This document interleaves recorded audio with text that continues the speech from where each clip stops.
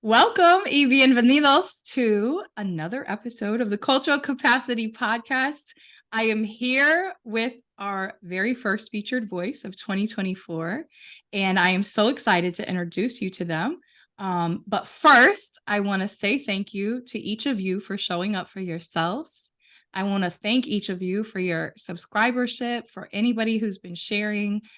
Even if there's just one episode that causes you to pause and reflect on something about your life, we've reached our mission and we're excited about that. So thank you all so much for being on the journey with us as we grow and we continue to learn about ourselves. We continue to learn about others, and most of all, get compassionately curious about this little journey we call life. So as always, with our featured voices, this guest is no different. Many of my guests, I try to lay this out for you all, especially if this is your first time here. Monthly, we do an extended interview episode where we sit at our virtual podcast table, and I get to sit in space with industry thought leaders, authors, speakers, just people doing incredible things in their respective industries, but essentially go back to the heart of some core questions about what makes us tick and what makes us who we deeply are. And also understanding behind those professionals that we see, including myself, including my guest, we're also human, very human. And we're all learning together. So I'm glad to be here. I'm going to start off this episode no differently than any other one, which is I like to introduce guests by giving them their flowers. Many of my guests I might have known decades. Some I've only known a few years. This guest is extra special, though. Not only, I have an announcement at the end, so make sure you wait till the end because she's also part of the Educator Aid Network in a way. So I have an exciting announcement about her and that, but that'll come towards the end. I met her through my sister, who served in the healthcare sector for almost 20 years. And we actually met probably during the pandemic, I think. And it was one of those connections that I'm just like, her, we're very similar. Even though we've had different lived experiences and different professional experiences, one of the very first things I noticed about you was there's two things: your courage to share the truth about who you are and some of the things you've had to experience in life that have not been so kind and have been somewhat unforgiving, but also that ability to continue to stay steadfast and resilient. Every time I've spoken to you, I see you being number one, a mother, and pouring into your daughters in these powerful ways that I just go, my God, how did she go through so many things and she was still able to do all of this as a mother and raise her children? So I wanted to tell you those things and give you your flowers. That those are the things that first and foremost kind of hit me in the face, outside of both of us kind of being like, oh, did you build a course in 20 minutes? Oh, like the brain stuff. Personally, those are the things I'm like, it gave me hope because of some of the things that I've been through. It actually gave me a lot of hope to see a good model of like, yeah, Justine, this is how you don't stay in victim mentality. This is how you continue to work through and still hold precious beliefs, even if others have weaponized those beliefs against you. So I wanted to tell you all that because this interview has been a long time coming, and I don't think that we celebrate one another enough just in professional spaces for when people are also willing to share some very intimate personal stories about their experiences. So I wanted to thank you, but also say, welcome, Cortney. Oh, welcome, Cortney. I'm going to let you do all of your professional intro because I know I would botch it.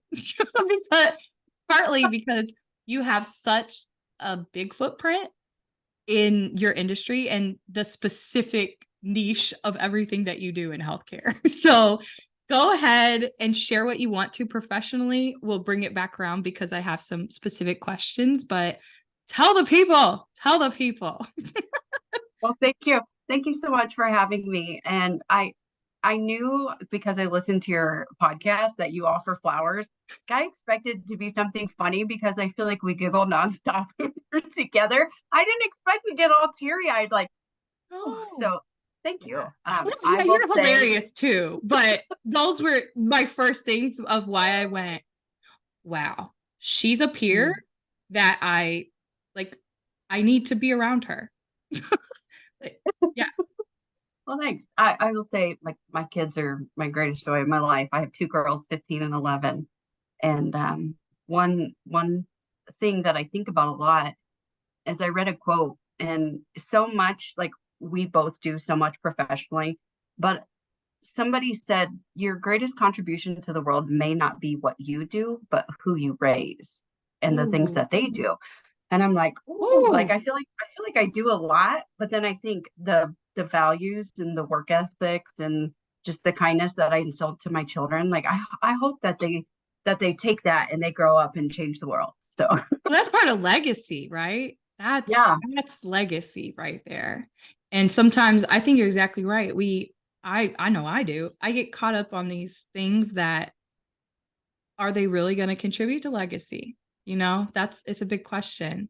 Talk us through a little bit of what your career has looked like. So before we jump Okay. into more the person behind all the success, what what is your career path look like? And for people to understand, we've had some finance people, nonprofit executives, superintendents, authors, etc. I think you are also our first exclusive representing the healthcare industry Okay. interview. Um, so my background is surgical technology. So I am a certified surgical technologist. The professional organization there is AST, or Association of Surgical Technology. I've done Okay. that for 8 years. People don't realize when you go into the operating room and you have surgery, the people think, oh, it's a scrub nurse, or oh, it's a nurse that's in there helping the surgeon. And it's not.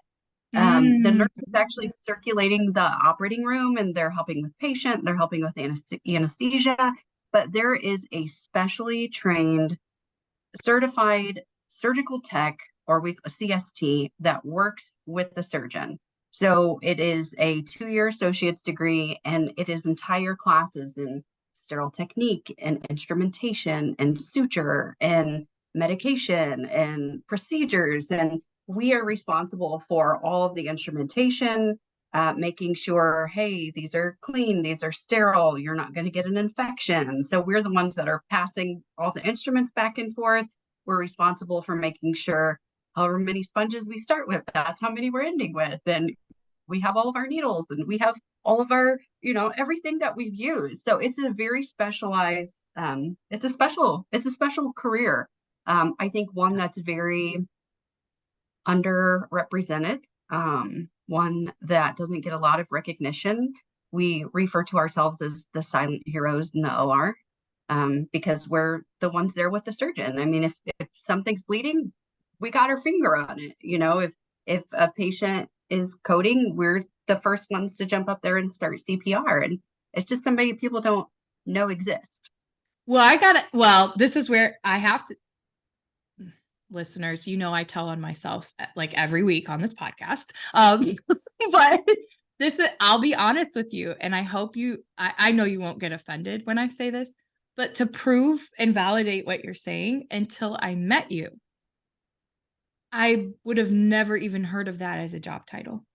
Like, that's why also I was hesitant of like, I'm going to let her introduce her official title and how she wants to be introduced. Cause I have never even met anybody else with your title in my life. I've never met a professional, and look, I'm into a lot of professional networking stuff. I'm not a person who isn't well connected. And I've been in medical spaces just for family, for myself, like any person probably. I've never met somebody with your job. Outside of the United States, because I know there are a lot of other countries that watch this, Yeah. a lot of other countries will have nurses that are specialty trained in Okay. surgery. So Okay. they are scrub nurses. And even in the United States, there are nurses who will get an additional certificate, or maybe they were a surgical tech before they became a nurse, and they keep both credentials. But in the United States, we have, Oh, cool. I mean, over 100,000, 130,000 surgical techs. We have probably 53, 54, don't don't quote me, 54,000 who are certified. We have to take a national board exam. Like Okay. 23, 24 states require certification before you can practice Okay. in that state. We have continuing education requirements. I Yeah. mean, certification requirements. It's a big deal. I think It people is a just big deal. we just don't know that we exist. Well, in um, that layer too, like how many people go again, having my own stuff in my life and family members, how many times you go into surgery or you go to visit somebody after they've had it and you don't even know. But also to put in perspective, viewers and listeners, whether you're based in the US or otherwise, think of it this way. And many of us, especially if we have the ability to listen to a podcast or watch it, we probably have access to watch TV.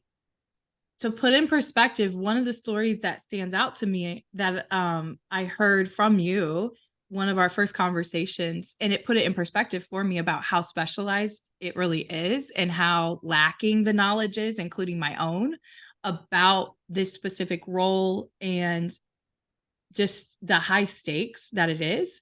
If you ever watched, like, I'm trying to think, like Chicago Med, the Grey's medical Anatomy. shows, Grey's Anatomy, like any of the medical shows, to be honest, like even the crime shows, right? With the different analysts and stuff. So Courtney's role, literally, you told me a story.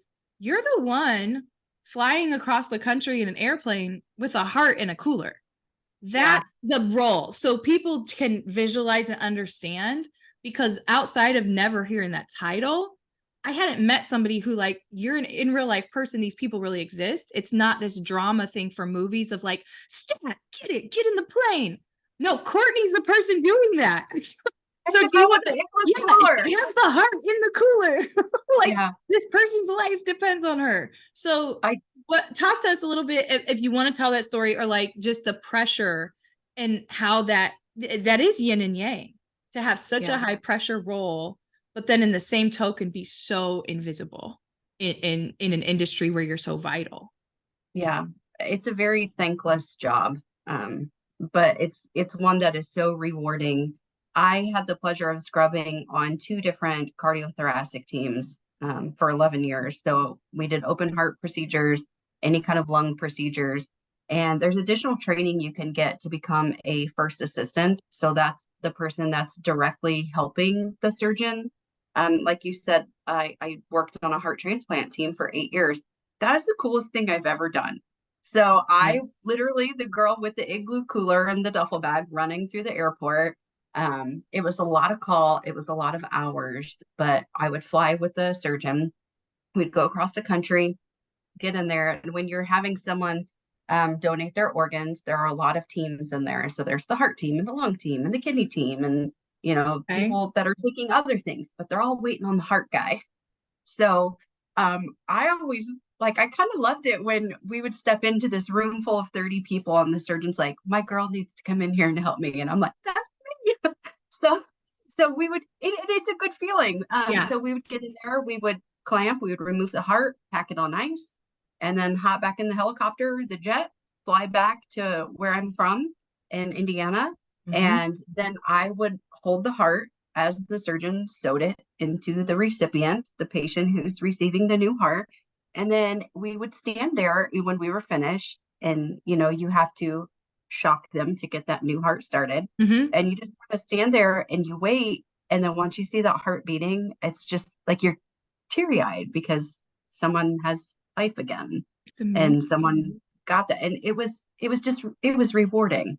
Yeah. Um, I mean, unfortunately, there's not always good outcomes in surgery, Yeah. and Yeah. but the things that I saw and the lives that were changed, and it was really awesome to be a part of it. And you talked about being high stress. It's very high stress, especially on, you think trauma surgery or you think open heart surgery or Yeah. something. Yeah. It's sometimes things go wrong and you have to be able to be level headed and think through what comes next. Because I worked with a group of 6 surgeons, and they know their way of doing it. They know their procedure. They're going to use this clamp and this suture and this. But as a surgical tech, I have to know how all of them do it. And we have these really large tables, these back tables that have, 4 or 5, sometimes 12 instrument trays. I have to know every single instrument, I have to know what it does. I have to know the procedure. I have to know what comes next, because sometimes the surgeon will just stick his hand out or her hand Yeah. out, and you just have to keep them going. And so I've got this in this hand, and I know this is coming next, and so I'm working with them. And there's times they're like, well, I don't want that. Yes, you do. Yeah. You're like, I yes, think you do. Well, I think what you're saying is also really, really important, and we'll come back to it. It'll come back up at the end again, you all. But one of the things that I've been able to be alongside Cortney in the entrepreneurship journey. And so one of the things that stands out to me about everything you said is, if you're a person listening and you have a wondering, even if you're not in healthcare, but you've wondered, do my skills transfer? One of the things that you've named, honestly, that's the same skill set I've had to have to be a successful consultant. So one aspect of, being an entrepreneur is maybe you do some consulting work, which I know you have many ventures that you'll talk about too in that lens, and you are an entrepreneur. One of the things I want to put out there to people is sometimes we discount our wealth of work experiences in a professional setting, but exactly what you named, every client I work with, whether they're corporate, school district, or nonprofit, I have to be aware of their strategic plan, their strategic goals, how their board operates, everything they do. There is nothing that is going to be the same as far as my comprehensive knowledge I have to have. I have also realized that's usually the thing that actually kicks entrepreneurs in the tail, that they're not able to see that. It isn't necessarily the things that you and I might talk about of like, oh, I'm so all over the place with these ideas and I'm creating so fast, I can't keep up with it. And we think, oh, well, if I don't do this right, I won't build this right.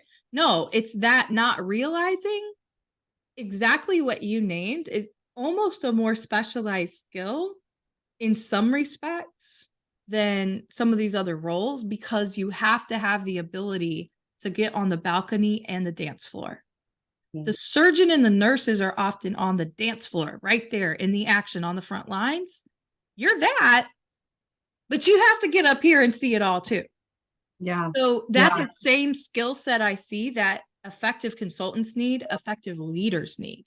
And I see the ineffectiveness happen more often when people don't realize, well, Cortney not only has the technical skill and the technical knowledge, she has wisdom of experience.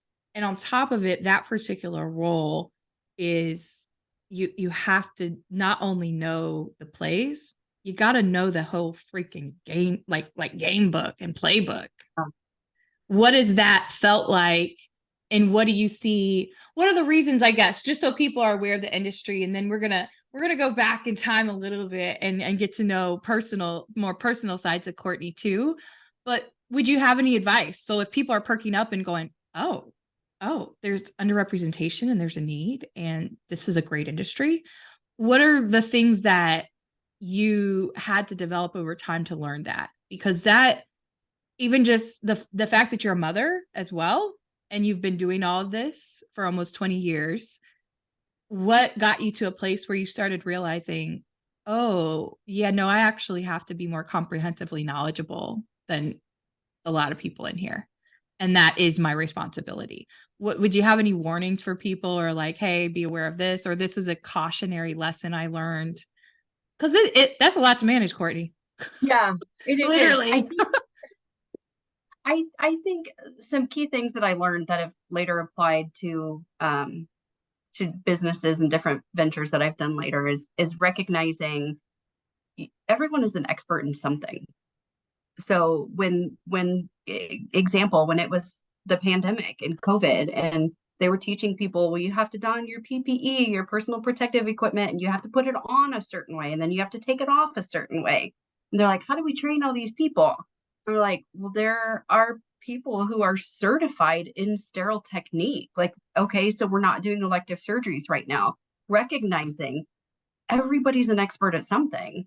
Yeah. And then finding, what is it that I'm good at? Well, I know I'm good at sterile technique, so I've utilized that in medical assisting classes. And I would go up to nursing floors and show people like how to set up different sterile procedures.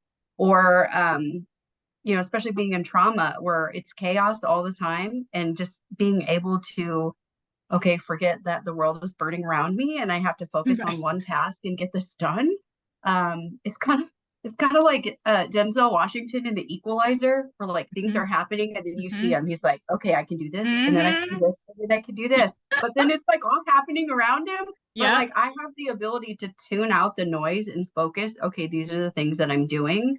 Yep. Um, I mean, that comes into play. I think organization is huge. I realized, wow, surgical techs, we're really good at organizing things. We're really good at counting. Yeah. Yeah. Different things like that.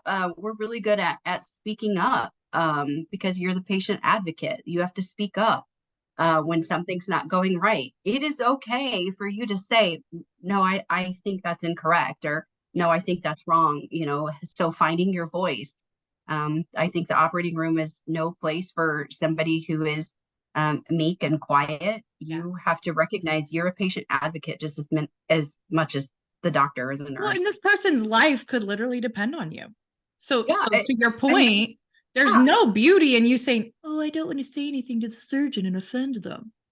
think I put the wrong label on that Yeah, medication. no, Oh, you no. have to speak up. Did, Yeah, did we drop a tool?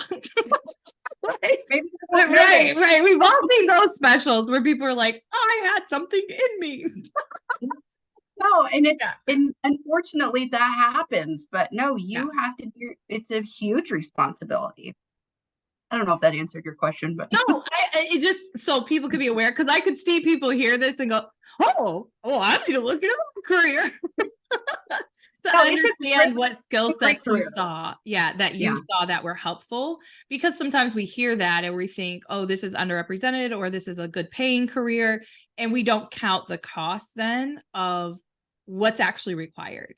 Like for a person like me, no, that would be pure hell because I would be too emotionally like, what's this person's story, and I wouldn't do well with that because I wouldn't be able to separate that emotional. And on top of it, I've just always been queasy over blood in hospitals. yeah, you wouldn't do well. Yeah, right. So I like that's why I look at the roles specifically in healthcare in a lot of awe because that is not oof. Now, did I deal with throw up and boogers and crap and everything in elementary school? Of course, school shootings, sure. I have to tell There's you, I something can't deal with different. Like it's so I don't know what that is, and I'm just being very honest because I've had these realizations over time that I think when it is that human factor for me, I can't separate that kind of almost like nurturing. I can go into that mode exactly what you're describing. Like I've done whole lockdowns and all types of stuff I've been through. It's just then on the backside of that, I think it's when the life or death thing is right there. Yeah. I don't know if I could sleep well then and not personalize, even though I know you have to. I think I would still live with like some type of weird guilt, even though it's not your fault. It's just yeah. Anyways, it's okay. So one of the things I do want to tell viewers and listeners, and this is one of the cool things about how we met and some of our first conversations is talking through a little bit. We always try to tap into people's cultural origin story. So to make sure everybody has common language here at the podcast, culture, when we're talking about it, can be any number of our norms, our values, our beliefs, the language we use, how we like to spend time with people, our personality. There's a lot of things that can drive our culture and how that shows up. And so much of that is also dictated on our origin story. So the families we're born into, the experiences we live in life, and all of that. Beliefs are something that you and I have connected a lot about.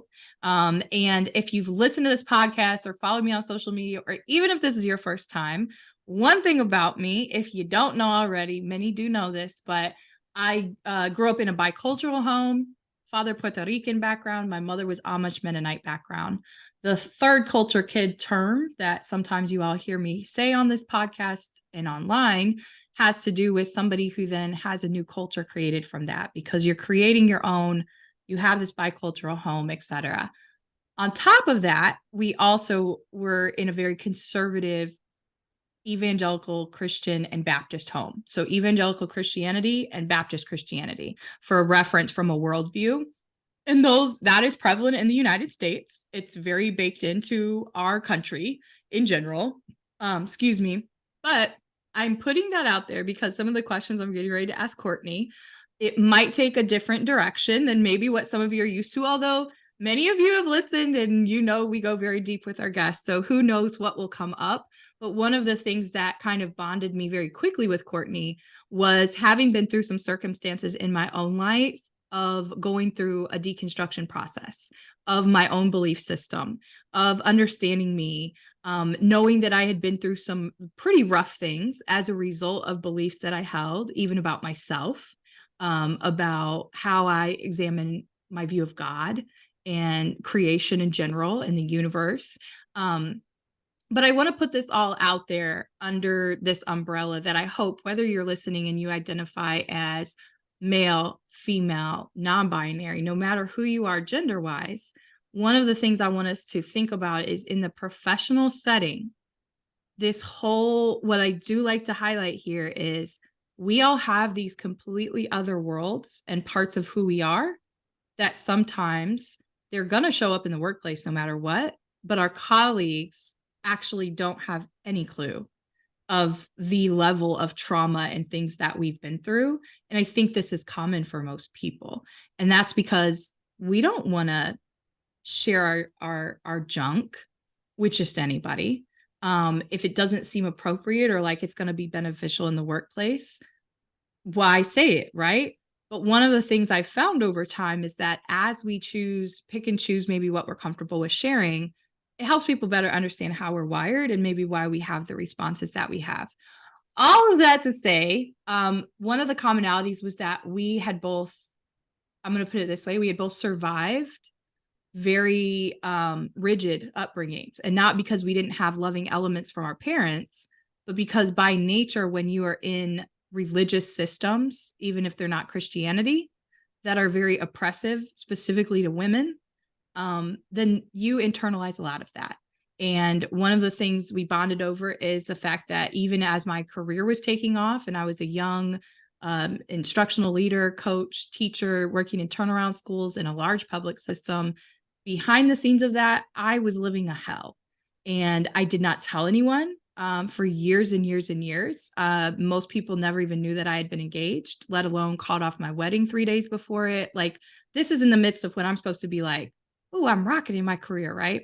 I put this out there because you shared a lot of things very openly with me that helped me also understand, like, you don't have to be ashamed of decisions you've made, Justine. So one of the questions I have, I guess, is cultural origin story. Talk us through how you grew up and then what you've learned about your beliefs over time and how that's aided even personally. I know you've had your own encounters with different traumas in your life. And yeah, so if you need more guidance from me, that's fine. I just don't, I'll see what you come out with because I know we just kind of banter in general. I lead with sharing vulnerably for our audience though, because I don't know if I've ever shared that particular detail here, but I put it out there honestly as just sometimes we literally have no clue what our colleagues are going through, and the type of even mental internal hell that's been created from years of religious programming. So talk to us a little bit about how little Cortney grew up, and then how did that guide some of your adult experiences, specifically belief system, because we both have a pretty hyper religious background. Yeah. So I won't say the organization, but it was a very conservative evangelical space. Mm-hmm. And I mean, it was good. I don't think growing up, and I didn't know anything different. I was like 5 generations into this religion, and my parents loved me. I don't have one bad thing to say about my childhood. Like, we were happy. I'm the oldest of 4. My mom stayed at home with us. Like, we had amazing vacations, and like, it was a really good childhood. And I've always felt loved from my parents and supported. And they didn't have a lot of money growing up, but we didn't know that. I think I recognize that now as an adult. Like, oh, like, there's some things that I have figured out over the years. Oh, that's what they were doing. And I'm like, oh, okay. But we didn't know that as kids. We thought we were like the richest kids ever, you Yeah. know? Um, so it was great. As far as religion goes, it was, like I said, super conservative. We were there multiple times a week. We were involved and go to church camp and Bible quizzing where we Yep. would memorize like whole books of the Yep. Bible. And Oh yeah. it wasn't a bad experience. I think it really got to me when I started raising my girls. And I'm Mm. thinking, because there were certain um, dress standards, like I wasn't allowed to cut my hair, I never wore pants, I never wore jewelry, so things like that. So then, as I have my own kids, and I'm like, well, it's kind of cold outside. Like, I don't really want to put a dress on my girl today. Like, it's kind of cold, or like Just my practical life yeah, stuff. and I don't look down on anybody for doing those things. I just don't want to do those things, and I don't believe that those things are necessary for me. And I think I questioned it when my oldest had a friend at 3 years old in ballet who had cancer, and she Mm. wore wigs and she wore hats to ballet class, and my little girl obviously had really long hair because we didn't cut it. And she said, Mom, I'd really like to give my hair to make wigs for other friends that don't have cancer. Oh, And okay. I'm like, we're not allowed to, Oh, but then how do you explain to your yeah. 3 year old, like, well, you can't cut your hair? Actually, this is just legalistic jargon. Like, you're going to go Yeah. to hell, but let your friend be bald. Like, she's 3. And so Mm. I was like, okay, so obviously being, the submissive wife, I had to talk to my husband about it. So get his permission, and she donated it, but then there was like an 8-inch requirement and she only had like 6.5 inches, but Oh, I didn't have the heart to tell her that. So then I just donated all my yeah. hair as well. But Oh, then like the next wow. week we walk into like my family function and everyone's like, Wow. So was yeah, would you consider that kind of the start of you questioning more heavily, like, hey, I need to examine maybe what are these beliefs really doing? And yeah. are they something, I love the way you said that too. It's not necessary for you. It's not something that you feel necessarily connects you deeply with the creator. And as me as an adult, even as a teenager, as an adult, I followed the rules. I did it. I didn't think Yeah. anything of it. Same. But then I have this little girl, and she's like, "Well, can I paint my fingernails?" And I'm like, No, we're not allowed to paint our fingernails." And she goes, "Well, why not? You just painted my toenails." And I thought, that's because I could put socks on and hide them. And I thought, oh my God, like, what am I teaching her? Like, I'm teaching her that it's okay, I'm but let's hide it so nobody yeah, knows. I'm So, like, teaching her that things that feel good to her and that she enjoys need to be hidden. yes. Yes. Mm. So I think it was that moment I thought, oh my gosh, what am I teaching her? To do it and hide it?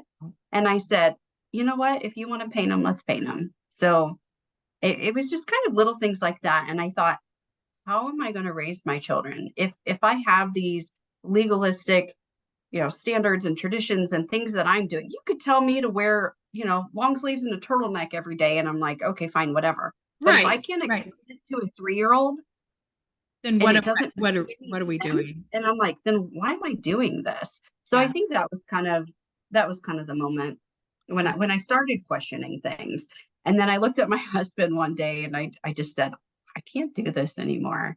Like, I Mm. I can't do it. And then it was, we talked about deconstruction. It was this whole breaking down everything I know, because I felt like, okay, we're saved, we're going to heaven. But then I look at 175 other churches in town. Why do I think they're not going to heaven? We're all reading the same book. We're all talking to the same God. Like, there's got to be something. And I realized, is this like one person's version and another person's version? So it was kind of breaking all that down and realizing, what do I truly care about? And so I feel like the great commandment, Christ said, love God and love your neighbor as yourself. And so now I've raised my kids. I said, I want you to love God, whoever that is to you, God, universe, creator, whatever. Love God and love people. Be kind to people. Yeah. And you can figure out the rest for yourself. Right. Like, Right. If I examine, it's this simple thing, and I'll give this strategy for listeners and viewers. Very simple thing when it comes to even like evaluating your beliefs from a cultural standpoint. Just start to ask yourself exactly what Cortney just painted a picture of as a parent, which is, if I'm struggling with this, why do I believe it? What meaning does it hold in my life?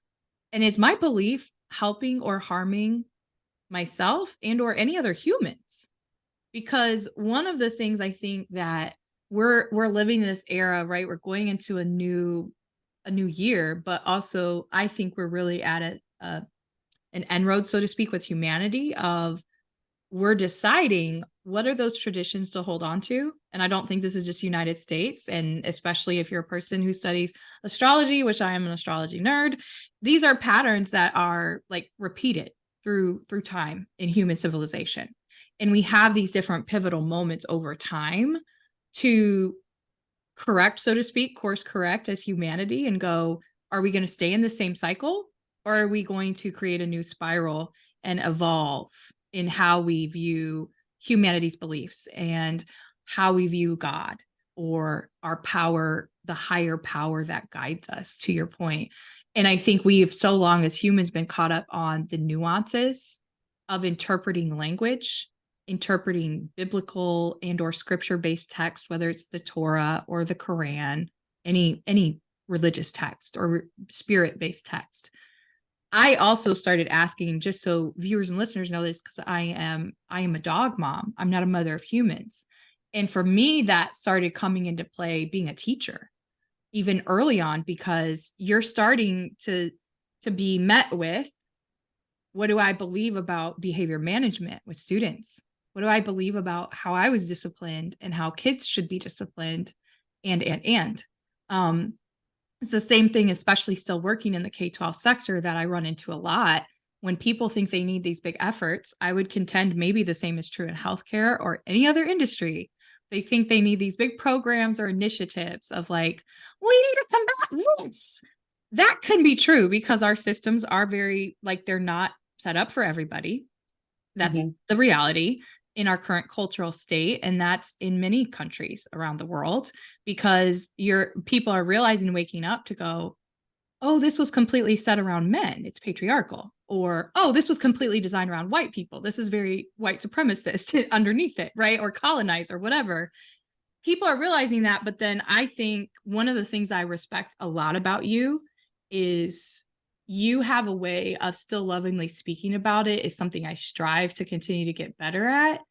I can be good at identifying and naming the harm, but I also, that grace to still go. And I'll put an example. Say that you're a Muslim, but you also know, but I'm not extreme, right? Like you're already differentiating. Just like for Christians, you might go, yeah, but I'm not Amish, but I'm not this, right? Like these specific things. And really, what we're still doing is replicating the fact that we think we can somehow judge or be God's little assistant, and that the creator somehow needs our help to do that. Yeah. So like that's been for me, it started with kind of like children, and then going, but wait, if I believe this, then that means that I think exactly what you said. That means that I think there's a better way, or my way is more right, or. It's almost like non-denominational has become its own domination. Right. And I realize at the end of the day, at the end of my life, I have to stand before the creator and say, here's what I did. I did my best. And that's it. Nobody else gets to check a box for me. Nobody else has to answer for me. I answer to myself. And I feel like until my kids are old enough where they can choose things for themselves, which I mean, now they are, like, and then I would have to answer for them. But I don't, I've had to tell people, well, when judgment day comes, I'm glad you only have to speak for yourself. I'll answer for me. Thanks. You have such grace. I can just see you're getting questioned by a family member or something. You're like, well, but look, this is our struggles, at least in the US. I'd love to hear other people like weigh in with our voice comments and stuff if you can. But I'm so curious because I shouldn't say that. I mean, you've traveled a decent amount.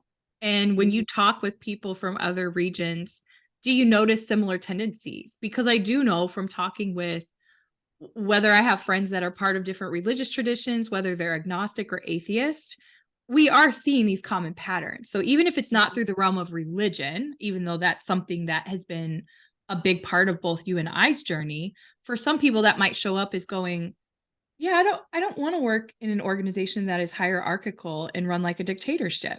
I want a shared leadership model, right? Like I think that is pretty consistent right now with people going, oh, wait, no, we don't have to always go on site to work. We can work virtually, even when it's not a pandemic. Like I see that happening even outside of like, I guess, belief systems and religious structures. But So, okay, let me say this. are You'll you like seeing this. that? Yeah. Okay. Yeah. And I think people will say, okay, oh, these millennials, oh, like, they don't want to work 9 to 5, and oh, they don't want to go to church, No, and we everyone's don't. falling away from God, and blah, blah, blah. But I feel like I am now closer to God than I was in that space because I took all the stuff away. And now it's 100%. just me and him.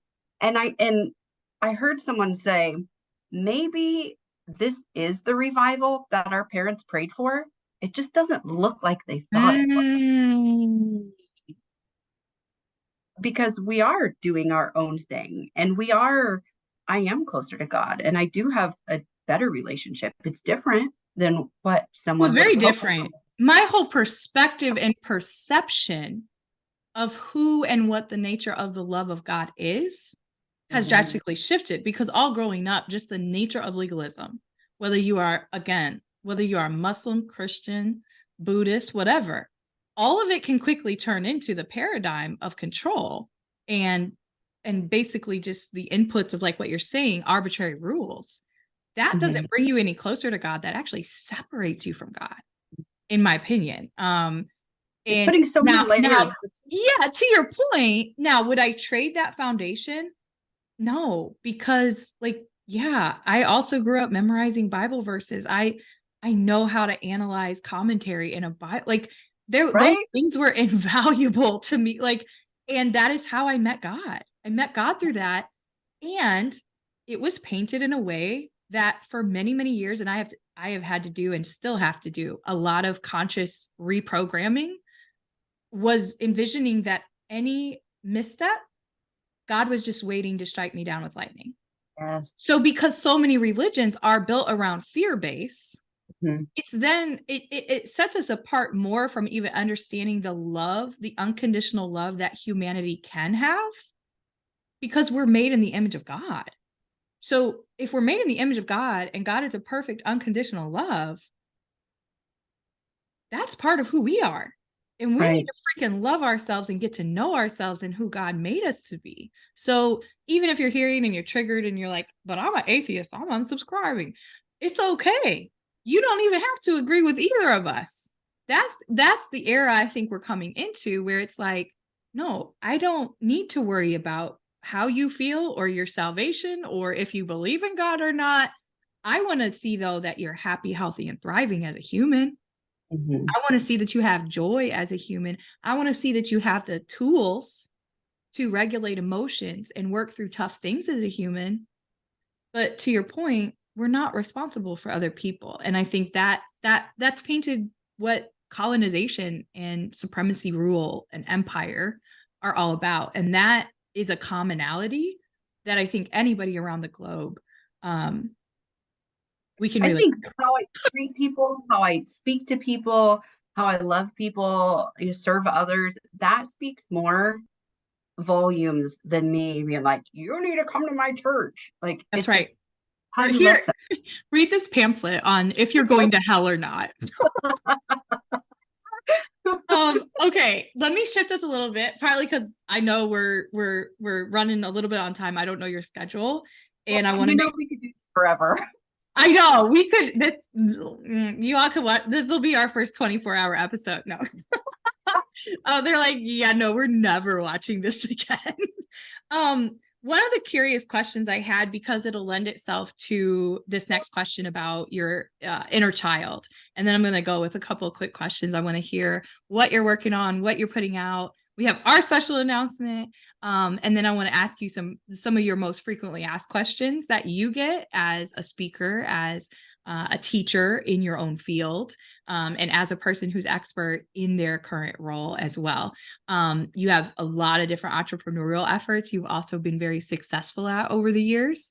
One of the questions, though, that I like to know from every guest we have here is something about a key principle in your life. So when you think of little Cortney, when you were 10 or under, I want you to be thinking through a principle that was consistent, and you think back and you go, yeah, that to my core is still a principle that I live by. Even if it became a little bit shaded for a time period or you got away from it, if you really examine who you are, this is ultimately, right? This is a principle you can go back to. I'm looking at one of my notes here, and this is what I wanted to wrap it up in, because I wanted to give a structure and give some knowledge to the listeners too. I was listening to a talk recently, and the guest on this podcast, I believe it was on Diary of a CEO with Stephen Bartlett. That's a pretty big one. If you guys don't watch, it's one of my favorites. But he examined some pretty interesting guests. They've had some 2.5 hour episodes. I do watch them. I have to break them up, but I watch them. So this guest, though, was saying the commonality, right? The common thread that binds us across all of humanity and actually does transcend religion, race, gender, all of the made up constructs that we've created to try to categorize humans on Earth. Humans in general have made up those things. The 7 issues, she said, that all humans must confront and that all humans experience. It might be on to different degrees and different things, but essentially we all have to confront these things. And so I want to put this out there not only as a teaching point, but then hopefully, I know no matter what your principle is that you go back to with little Cortney, I think it will tap into maybe even overcoming or confronting a few of these issues on the list. Those 7 issues, you might want to pause it and get something to write down if you're listening, or bookmark it if you're listening on Audible. I know there's that feature too. Control, trust, manipulation, safety, security, approval, and abandonment. Those are the 7. I'll run through them one more time, but just for you all to have a little additional nugget. And it's something I've been pondering too as part of my research around culture and for my dissertation is, what are the things that bind us, even if there's tragedy, even if there's trauma, even if there's grief, that essentially, even if it's on this end of the spectrum or it's massive and it's on this end of the spectrum, this is what we have in common. This is what we're met with to try to overcome together in the human experience: control, trust, manipulation, safety, security, approval, and abandonment. It's also underneath why I think it's so important to unpack those elements of culture, like beliefs, how we speak, our language, norms, values, everything, because it paints a picture of how we view those things. And it paints the picture of how we process those things and confront them. So when all of those things, that is humanity's core wound. And that is, it takes us away from our connection to God, source, creator, the universe. So those 7 things, when I was taught growing up, I don't know about you, about the 7 deadly sins. Oh. Then when I unpacked that next to this, I'm like, oh, okay, say that you take gluttony. I struggle with overeating. I'm an emotional eater. So say you take love sugar. Say that you take gluttony.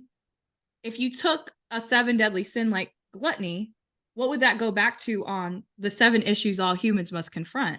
It'd go back to control. It would go back to why you're probably being gluttonous, which is manipulation, or somebody manipulated you, or trust. They broke the trust. It makes you feel safe and secure. It helps with approval and abandonment because food never abandons you or seeks never fails me. No, so when I heard this, that's why I've been pondering it for weeks. I wrote it down. I went back and listened. I'm like, wow. So if we can just figure out no. Start our own Bible study on that right there. Yes. Well, hey, coming soon. Write a book. Cortney and Justine's Ways to Overcome 7 Humanity Wounds. No. So think back to little you, because maybe this will make it even more tangible for people of like, that seems overwhelming when we lay it out that way.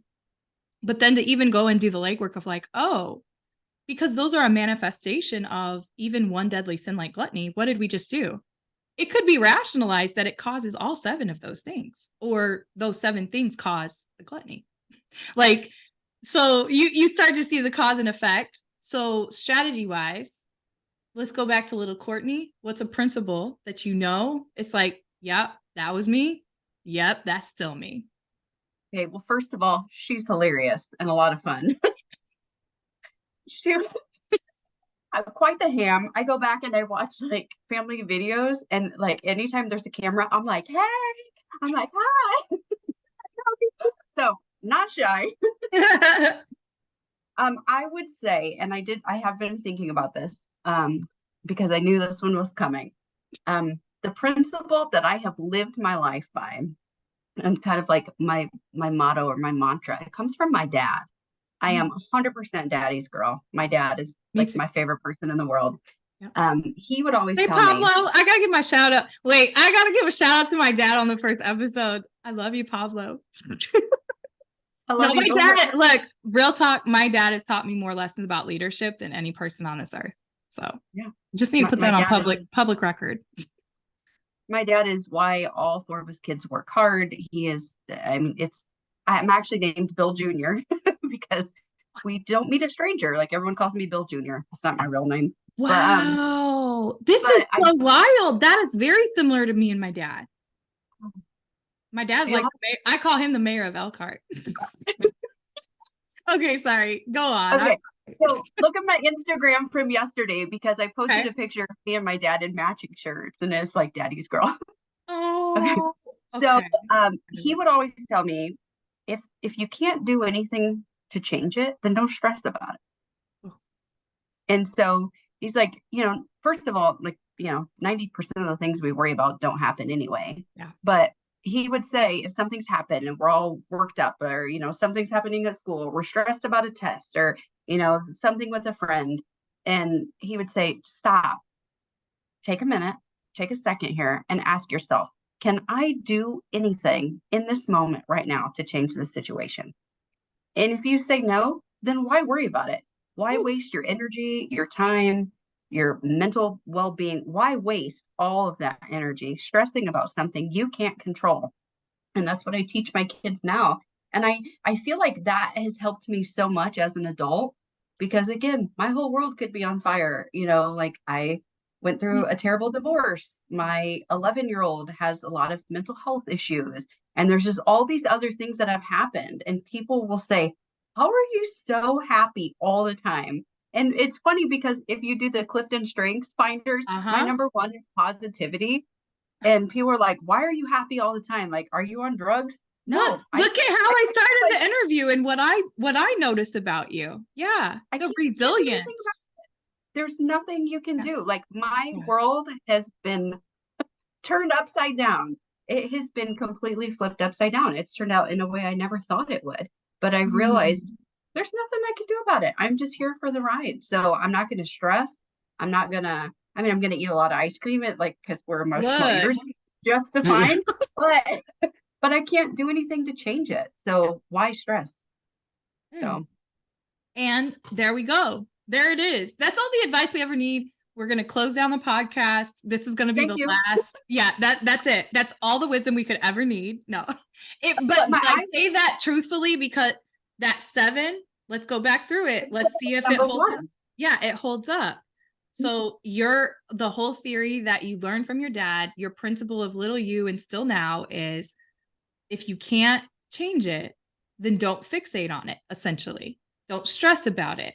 So how does that help us confront the 7 issues that all humans must confront, or are met with confronting? We don't always all choose to do that, but in our journeys of life: control, trust, manipulation, safety, security, approval, abandonment. Abandonment. I can't control if somebody wants to be with me or not. And why would I want to control that? Right. If you don't So, want to be like, here, I don't want you here. correct. So, again, can't control it. So, why would you stress about it? The same with approval, the same with manipulation, trust, control. Like, control is one of the things. So, he literally gave you a principle that has already helped you confront your whole life as far as a core wound that many humans never figure out how to resolve. We just don't. And it's part of that is because it is really hard. It's really hard to do this work. And I ask multiple times to Cortney and every other guest what they're comfortable with, what they're not. And I send samples because that is a thing I'm realizing now to be aware of too. Even from the context of this podcast platform, Cortney, I've had people just say, no, I don't want to go that deep on a podcast. And that's okay. That's not me judging it. It's a noticing of humanity. We do not like to look in the mirror and have to name the ugliness that exists. And the reality is, and the great late James Baldwin, one of my all-time most favorite writers and activists, etc., he talked specifically about this a lot in his writing, but just that whole idea that the same person you're looking at and despising, you have that same in you. Like we have that thing. That's a hard truth to accept. And that to me is directly related to how we define cultural capacity here and why we're creating new lexicon, because I myself struggle over the years, just like anybody. We want to replicate the things that we think have worked in our life. And sometimes that ends up then trying to push that on other people, such as religion or beliefs, because we feel as though, well, if this is so good, why wouldn't everybody want to drink this Kool-Aid? Well, And another I mean, thing there's he would plenty of say, people out in the forest worshiping trees who are deeply connected to the creator, and they don't want any of that Kool-Aid. Yeah. Like that's the other reality. So why does that matter to you? And why do you think you have to control? Yeah. The other main thing he said, like following that, was you can't control how other people react. You can't control how other people treat you. You can only control your response. And I think that's what truly got me through my divorce. So I was married for 17 years. We'd been together for 22, and it ended very badly. And I kind of had to make a decision, and I left. And did part of that, quick question so people are aware too, journey-wise, did part of that go with some realizations about your faith journey and questioning with your daughters and just some core beliefs and core even lifestyle, how you were living your lives? Like, it came from you examining your beliefs. Is that accurate? Yeah, well, 100%. And I stayed longer than I should have because of how I was raised. Yep. But then again, I realized I need my girls to know that if you're in this situation and these things are happening, you're allowed to walk away. Yeah. You are allowed to stand up for yourself. You are allowed to walk away.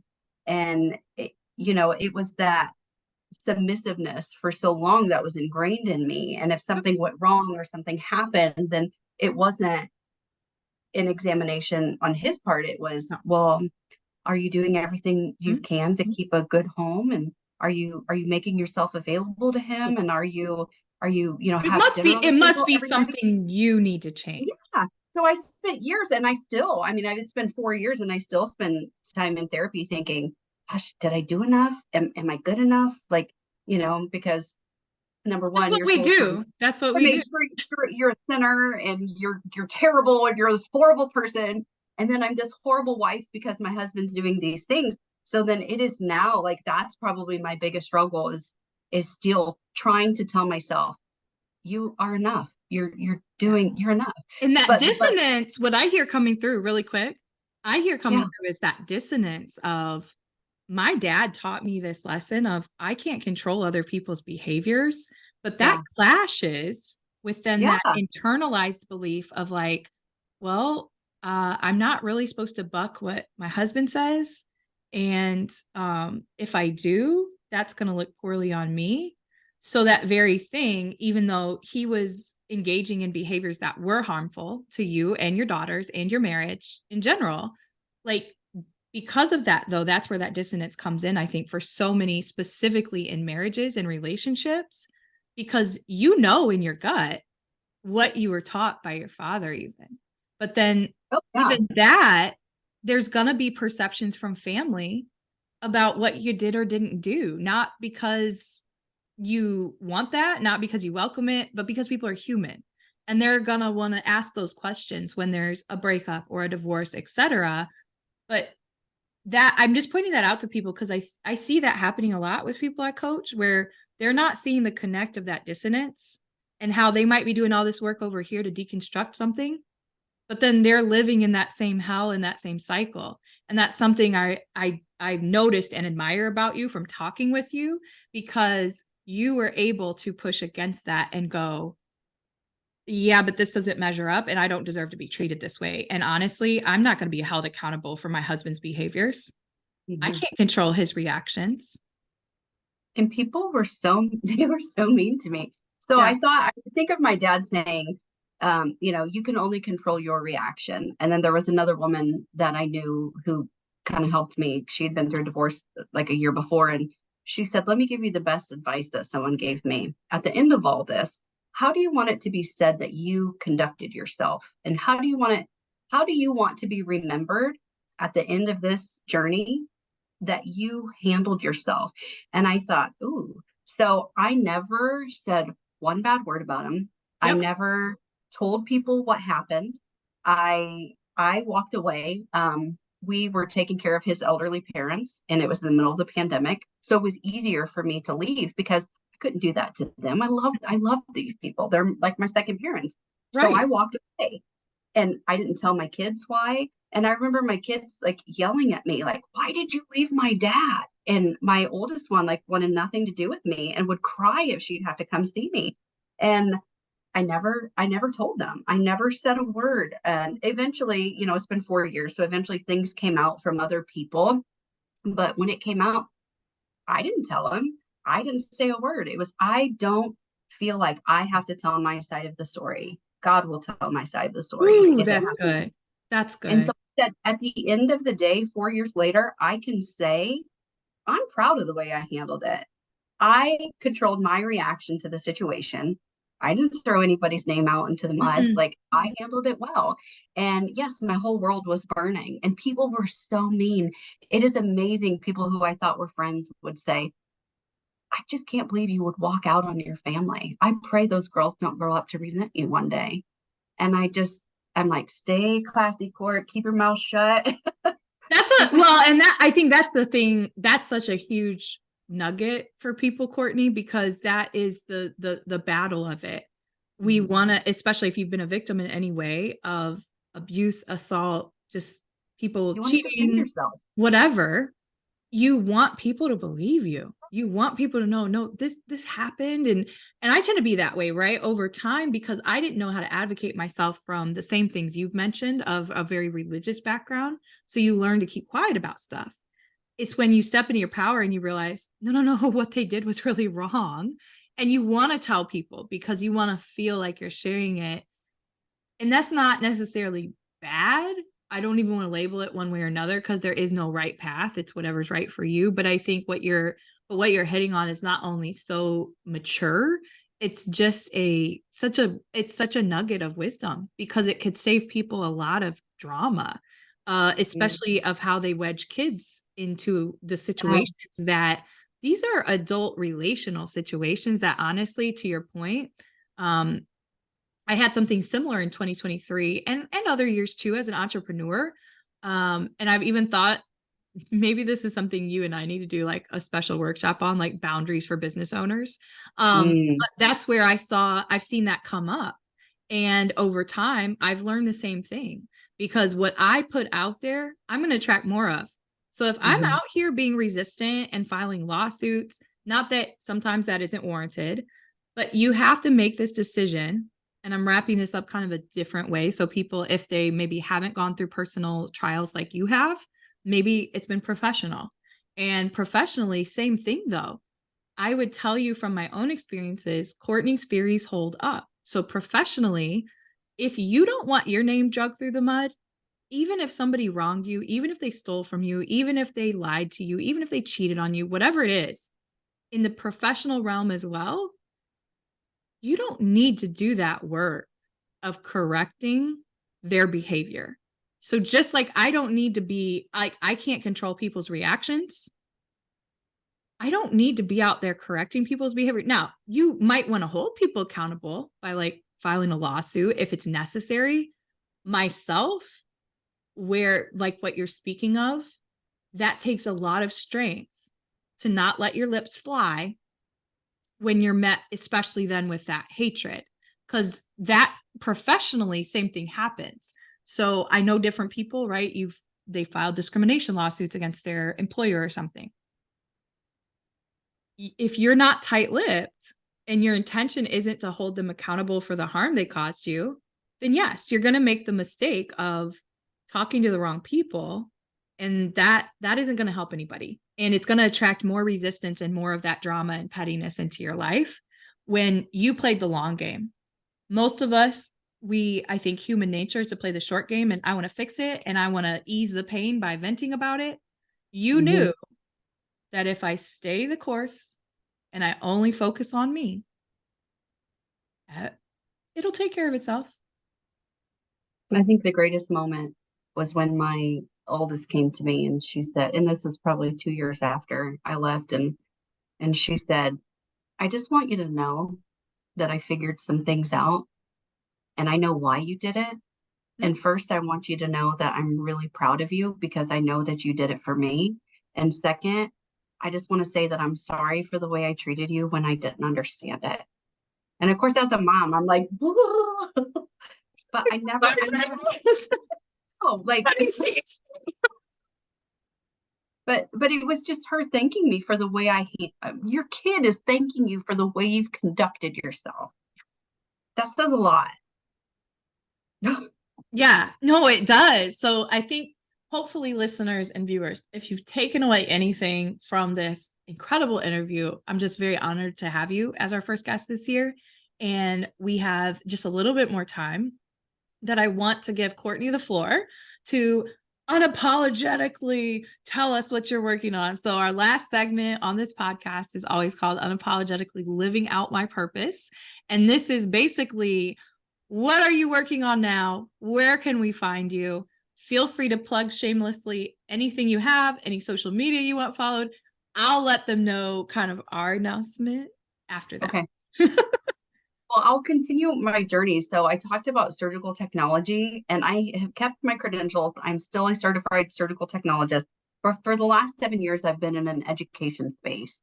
So I became the first non-nursing educator at a large healthcare system. So that's actually how I met Justine's sister, Kara. We were educators together. And people kept saying like, well, you're not a nurse. Like, you can't do this. You can't do this.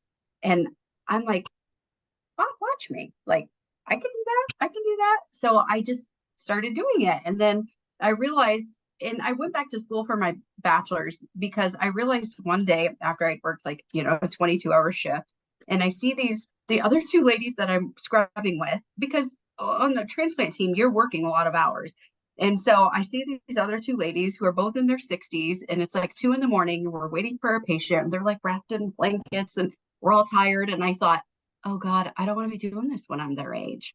So I'm like, well, let's go back to school. So I got a bachelor's degree. And then because of the bachelor's degree, I got the educator job because you had to have a bachelor's in the education job. And then I realized every one of the educators was getting a master's degree. So I'm like, well, I guess I got to get a master's degree now. And I didn't know what I wanted to get. So I picked an MBA.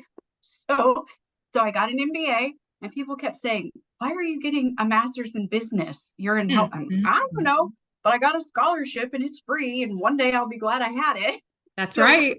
So I finished, and I am glad. So I finished the master's degree, and my capstone project was building a surgical simulation department, because I realized as the educator, there were so many hands-on immersive learning experiences that were needed, but I didn't have the time or the resources to do it because I was always doing orientation and onboarding and other things.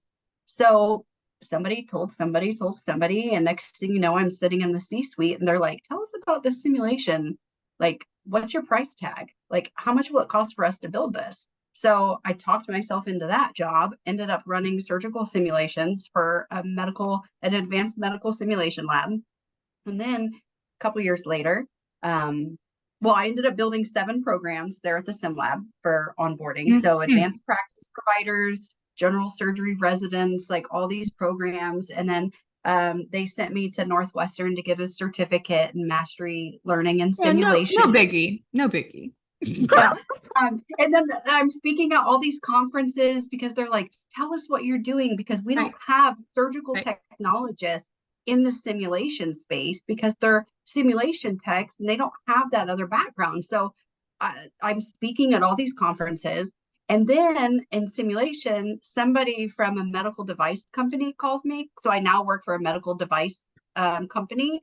I work on a design team. So I make shoulder implants for people who are having their shoulder replaced. And I'm like, no, I don't want to do that. I'm happy with my job. And then they called me a couple months later and they're like, we really want to have a conversation with you. We need somebody who knows business, but who also speaks surgeon. We've got one person in the United States for that. Why would a surgical tech? Yeah, exactly. Why would a surgical tech have a master's in business? I don't know. One day I'll be glad I had it. And I'm glad I had it. So I've been there for 2 years now. But before I left the simulation lab, I was still speaking. I was working on some publications. I was speaking at conferences, and I really love instructional design, building curriculum, building courses. So I thought you and me both. Oh, right. I was like, oh, I can build that. So I started hey, you all, if you all know what 2 geriatric millennials do on their Friday nights that are entrepreneurs, this is building online courses. So I started my own company before I went to this medical device company. So my company is Surgical Tech Educator, LLC. You can find me at www.surgicaltecheducator.com. Okay.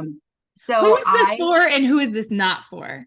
So this is for, right now, it is for surgical technology educators. So one thing I've realized is surgical technology is a 2-year associate's degree. Educators, and it's now where the educators are getting master's degrees in education. Before, there's this whole wave of education coming there. I mean, you're seeing PhDs, you're seeing masters in education, but for a long time, it wasn't. It was like, hey, you're a really good scrub, you're good at precepting. We're going to need you to, we need help at our local community college. But just because, let me put this out there, and it's the same phenomenon that happened, and this has to do with what you and I are going to be promoting with Educator Aid, but it has to do with teachers and nurses, so healthcare and education. And I mean K-12, pre-K-12 education in the US. In both systems, there's this phenomena of promoting people and saying, well, you did really good with this. Just because, and I will tell you, this ends up being a lot of the clients that I work with through Educator Aid, and we're seeing you saying this is making a light bulb because it's the gap. And it is, well, you were really good at this set. Well, first of all, if you all noticed what Cortney was just sharing at the beginning of what she's talking about right now, what she denoted was most of the nurses still didn't even realize what she was capable of and still thought she needed a bachelor's to understand what they did. Okay, I'm pointing that out because it shows you back to full circle beginning of this interview how much even in your industry people don't understand. Same thing happens in education. Oh, well, they were an incredible teacher leader. Let's just move them up the ladder to assistant principal and principal. All the while, you're not remembering that person never actually received formalized coaching, training, and feedback and development on leadership. So to your point, okay, they might have been an amazing scrub nurse, but just because you need to push somebody into something, that doesn't mean that they've done all the same things that then Cortney's knowledgeable about. It doesn't mean they know how to design curriculum and instruction. In fact, many don't. And they don't know how to teach.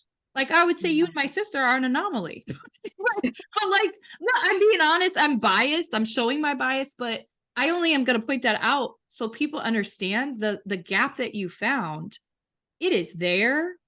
and it's there specifically in healthcare and K-12 education. I know it's in other sectors too, but these are our worlds.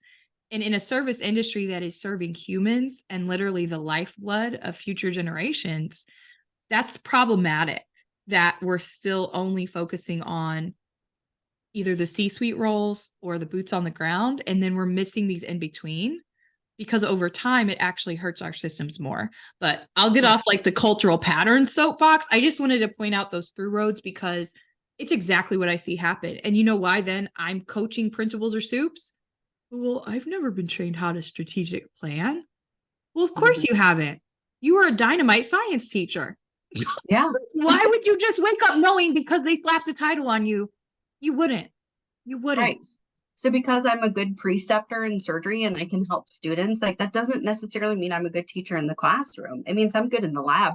It means I'm good under fire. So really my mission at Surgical Tech Educator is, we know that, so your Mayo stand is that little stand that's next to you with like your immediate instruments. And we say, we know that stepping out from behind the Mayo can be scary, but we are here to give you the tools and equip you to be successful as an educator. So it is me taking all the things I've picked up through the years, because I like to collect, certifications and certificates. So, I have 2 certifications in sterile processing, and I'm a part of the Toastmasters group because I want to be a better public speaker. And I got certified as a DISC workplace facilitator, and I got a Team Steps Master Trainer certificate and like best self culture. People are like, why are you doing all this stuff? Because I'm putting all these things in my toolbox. So then when I can create courses, professional development courses for educators who don't know how to be an educator, hey, let me teach you. Let me do a quick little thing on adult learning theories. You're frustrated with one of your students because you're trying to teach all 20 of them the exact same way, but no one ever taught you there's a difference between a doer and a reflector. It's the classic, no, it's not that the teacher, it's not that the student doesn't get it. It's that you're not teaching the way that I learn. Like, but it's getting mad at a student because you're like, well, I told her to do it and she didn't do it. no. Well, did you ask her how she learns? Like maybe she's a reflector. Maybe she needs to look at her notes first. Did you give her a second to look at her notes? But those are the things people don't know. Yeah. So it is an educational consulting business. And I'm trying to put together all these tools. I'd really, really like to go down this micro-credential road. Like I want to put together micro-credentials and like these little things that they need to add to their toolbox to become better educators. I love it. And I'm so excited for you and just excited to know you. I'm really how I got started. Yes, please. Okay. Please. So there are these 2 girls I know, 2 women. You're missing the opportunity. Justine and Kara had this program. It was 2 years ago. Well, let me say this. Yeah. We started testing it 2 years ago. Cortney was our very first beta tester. And then I want to hear you talk about it because I want to hear you just talk authentically about your experiences, but it's just so people understand why we're just now pushing it out for real. I had a few principals and she was our healthcare representation. And we said, we want to give back to teachers and nurses. That's our background. We know this information should be available. So if people want to start a side gig, or even if they don't want to leave their full-time job, but they want to be like the Cortneys of the world and do these different things, then yeah, or like her and I, because me and my sister, even as teachers and nurses, we've done entrepreneur stuff. We're similar to you. And all that to say, we spend time. It's one of the first programs I'm like, I want full testimonials from what a principal thought, what a healthcare industry leader thought. And then it hiccuped in 2022. Our mother passed away in January. So that also then became a back burner program to like our normal client load, which is typically with like Department of Ed clients, like more of those type of contracts. So I put this out there because not only does it take a while to build a decent program, but Cortney speaking from a place of like, now we're actually finally officially launching. I'm excited, but she was one of our first and has been so gracious and given us such great feedback to even enhance everything about it. Talk to us about the Entrepreneur Vision Accelerator program and your experiences. Now it's like so whole. Now Courtney might go, I've been waiting to give her critical feedback. It was awesome. It was, I want to start, but I don't know where to start. I don't know how to start. I don't know anything about a business. I mean, how many people have businesses, but they're not real businesses? So it was this course online, an education entrepreneurship class. How do you start your own company? And it was the plans that you guys had laid out. And it was, hey, you have to get on social media. Hey, you have to have some sort of a learning management system. And what I loved was you would show 3 or 4 or 5 of them and be like, here's all the good stuff about them. Here's the things that we found a little quirky. We'll tell you which ones we use, but we want you to find whatever one works best for you. And I loved that because I got out there and I really explored all of them. It was very helpful. I will say, little plug, there's an app available. So I have the app on my phone and I still sometimes go back through it and still rewatch those videos. And it's been 2 years, but it's still me going back, using that resource literally in my pocket. And I go back to them so I don't forget. What did I write?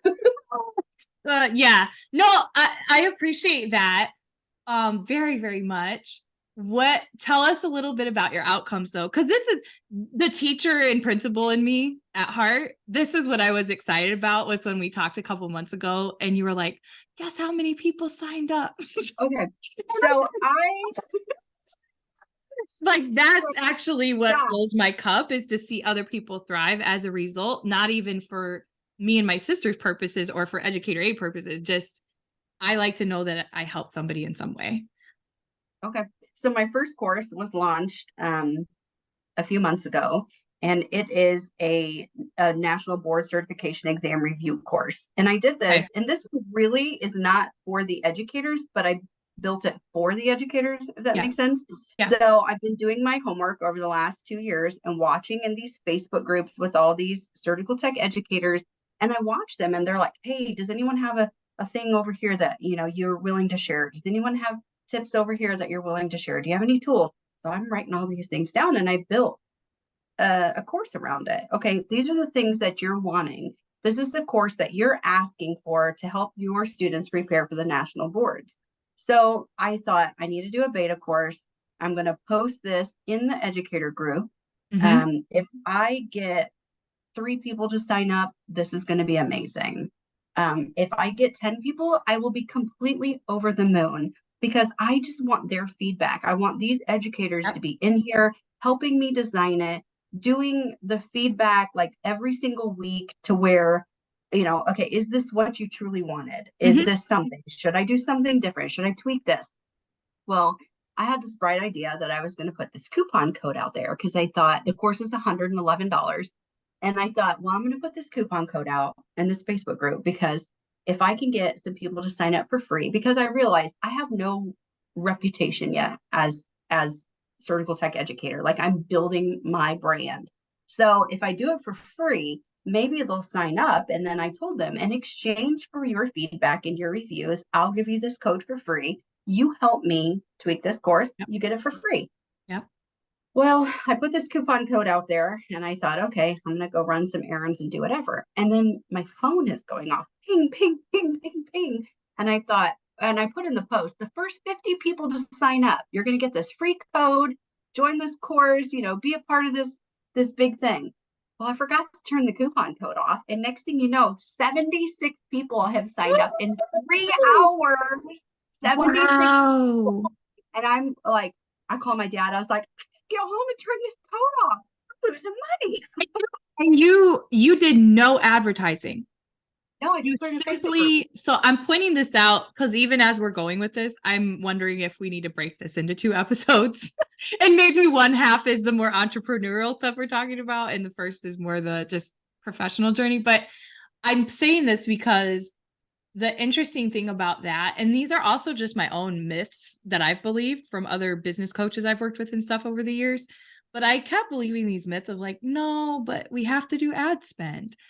And that you actually taught me something really powerful when we were talking. And you told me 2 months ago when we were talking, you told me this. And Courtney goes to me, Well, Justine, I hung out in the groups and did my research. Oh, oh, Well, no. Yeah. here's another trick. So I ended up with 82 people in the course, like Yeah. that all signed up within one day. Congrats again. I'm so just excited. So something else, there's another podcast that I love, and she talks about you talked about astrology earlier. So she uses an entrepreneur astrology coach. Mm-hmm. So somebody who teaches you to do your business around the cycle of the planets. And so she talks about the lunar cycle and how people have that full moon energy. And when you're building up to the full moon, people are like, yes, do something.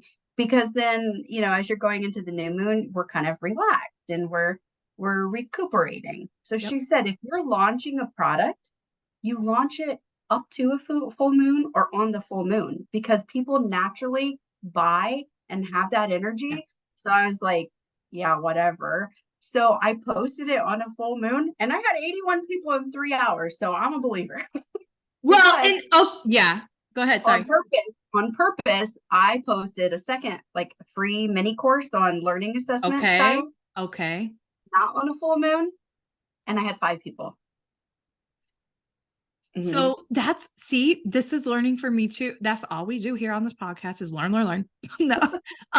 No, but really, because the interesting thing, and that's a good pivot, even that we're making, and I've been making with Educator Aid going into the new year, and as an entrepreneur, past couple years, and Cortney knows that me and my sister are kind of wild about the lunar cycles and stuff and our moon baths. I want to be just like you. And but why I did that was actually to get in better touch with myself.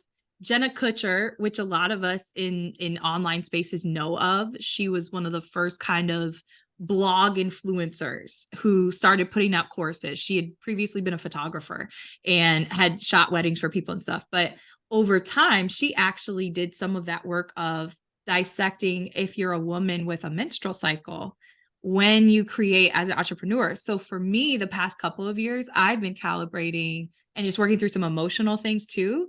Like, when are the best times for me? Like, how should I structure ultimately my calendar of how I'm time blocking energy? Because I know there's certain projects, and you know this too, that we all like, they're going to require more heady brain work.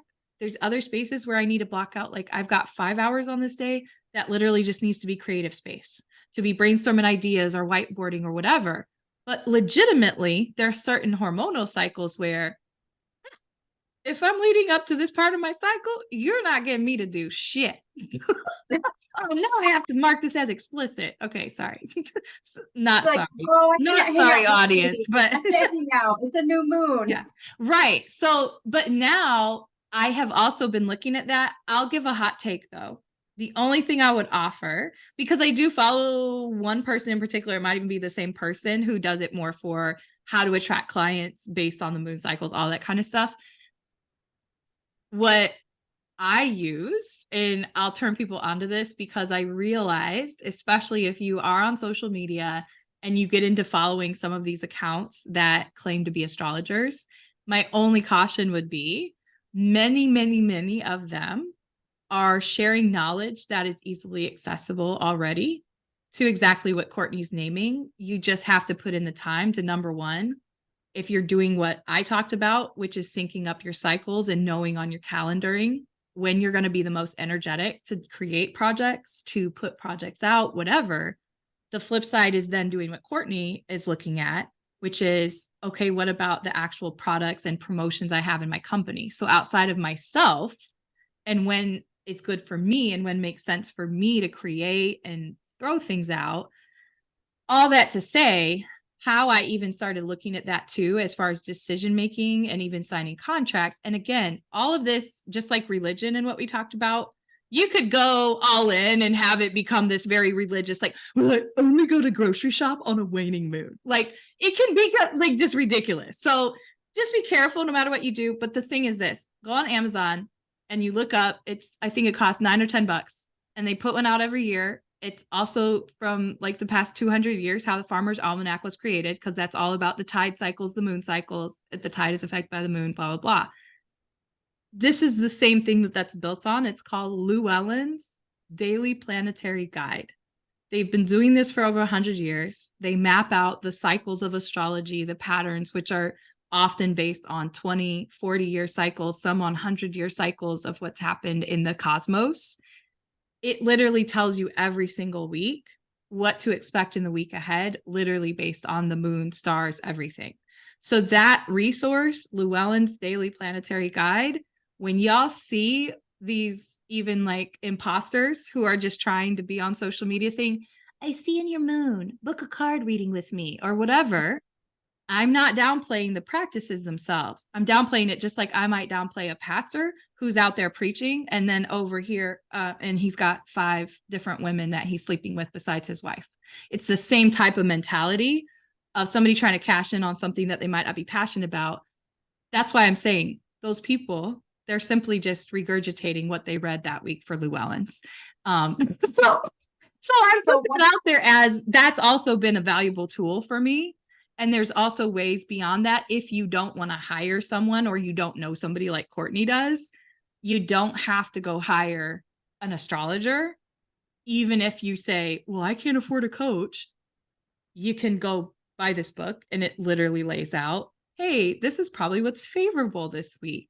Hey, on Thursday and Friday with this happening into this planet, tensions might be high. Maybe hold off on contract. Like it literally tells you this. Yeah. So there's another, so Maggie Kitch, Kitch. So she's my astrologer and you can find her on Instagram, but she put together with a feng shui and a psychologist, she put together a 2024 planner because I love my paper calendars. And she put together this planner and they have sat down and gone through the entire 2024 calendar.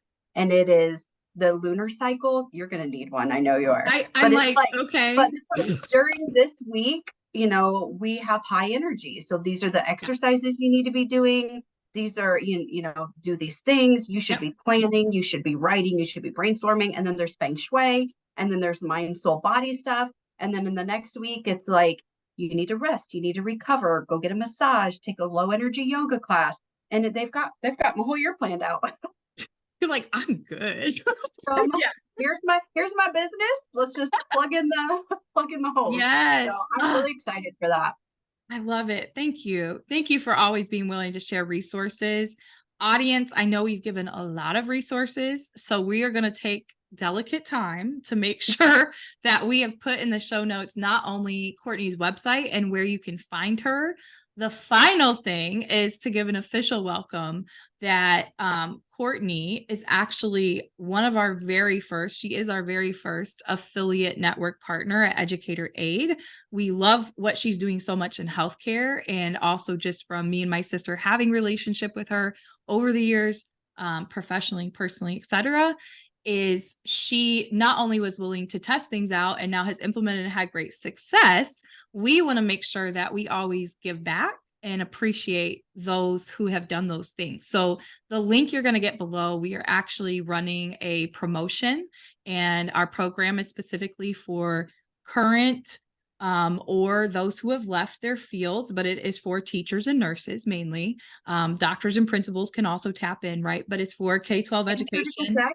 Yes, it's K-12 education and also healthcare. So you'll see that reflected on the sales page. It doesn't mean that if you randomly hear this and you want to check it out, you can't. I'm just letting y'all know that is our target market, and that's who we have a heart for as far as me and my sister's experiences and how we're running Educator Aid. But that is going to be available for a time period, and we have a promotional price, and you're getting a lot of value. But you want to use that link below because it'll be Cortney's link, and she has been instrumental in helping us develop that program. And we are really, really excited to fully launch it finally, after just working out kinks and making sure we were in alignment, right? It's going back to everything we just talked about. There's so many ways and tools to help get you organized, both emotionally, mentally, spiritually, all of these things as a business owner, but also don't ever discount listening to that gut instinct. And that's the ebb and flow, right? She spoke about a program that she said, well, I tried this over here, didn't take. Same with us, right? It's the same with any endeavor. I think it's really important not to hold things too precious. I have a mentor that always says that, and that's one of the biggest things in entrepreneurship is to know stuff is going to pivot, stuff is going to change. And just because Cortney might have thought, oh, this is exactly what I would have needed, this is what I wanted, she spent a lot of time asking her target audience, did this actually meet what you needed? Is this actually what you want? Did it help? And so we hope to find the same thing. So make sure you take advantage of the link below. Check out the Edupreneur Vision Accelerator program, because over time, we want people to be able to access that and have this information at a very affordable price, and especially to our teachers and nurses in healthcare. Is there anything else? Again, we're going to link your direct website, especially if you are like, I've never heard of her role. I just want to learn more about it. Go to her website. Go to her website and see, more about her and where she's at in her journey. Anything else that you have coming or in the works? I just want to put that out there and also express my gratitude publicly, because I'm just really excited that you're part of our network in some way, selfishly, because I love you. I love you too. I'm so excited to be here. Thank you for the opportunity to collaborate. It has been amazing the last couple of years working with you Yes. and Kara, and I just like soul sisters. Thank you. Exactly. I can't speak enough to that too in my journey, as much as people might see me talk about online, like cautionary stuff. I am who I am. And I think any of us would say, whether it's Cortney or myself or any entrepreneur, we're not self-made. we have so many incredible people who have helped us, who support us, incredible people who give us criticism, even if we don't want to hear it, and make us better. So thank you all for being here. Please check out the resources. Please make sure that you connect with and follow Cortney. Cortney, what's your Instagram handle? Or do you want people to follow you there, or no? Okay. What's your Cortney Instagram? Hartman, but it's Cortneo 318. My middle name is Naomi, so think of Cortney Naomi. So Cortneo 318. CORTNAO 318. 318. Because my birthday is March 18th. Look at that. So there you go. Oh, thank you Naomi, all. and my birthday's coming up. So make sure you put that in your calendars. Send her gifts. No, I thank you for being here, Cortney. Thank you, listeners, for kicking off with us. Please continue to let us know what you want, what you need. We are committed to continuing to put out as high level content for free and for affordable as much as possible. And let's continue to get compassionately curious together. Until next time, take care.